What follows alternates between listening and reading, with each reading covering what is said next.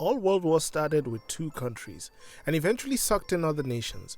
With World War I, it started with Hungary, Austria, and Serbia, and eventually the West got involved. World War II started with Germany's assault on Poland, and eventually the West got involved again. History looks to repeat itself in 2022. As Russia continues its assault on Ukraine, Africa is getting dangerously close to being involved in the war, and though it may not be directly in the midst of it, the unfavorable result could cost the continent. Let's see why. So recently, Ukrainian governing bodies have been recruiting individuals to aid them in fighting their war against Russia. As they have said, they are looking for like-minded people to come to their country's defense. It is a cover-up to recruiting mercenaries that are desperate for a Ukrainian passport or some form of money.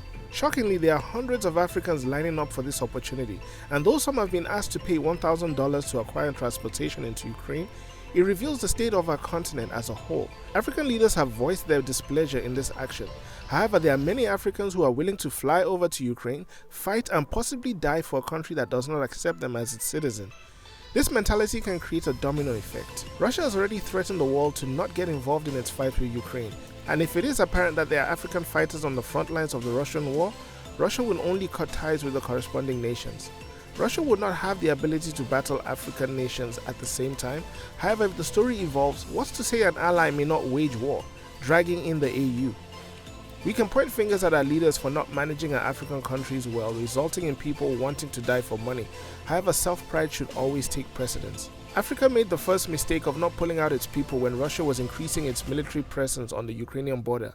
It then made the second mistake assuming its people would have an easy access fleeing the war-torn nation. Now it looks to make a third mistake that could garner greater consequences, getting involved in a war that in fairness is none of our business.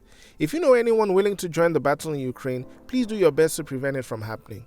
The last thing we want is bloodshed. What do you think?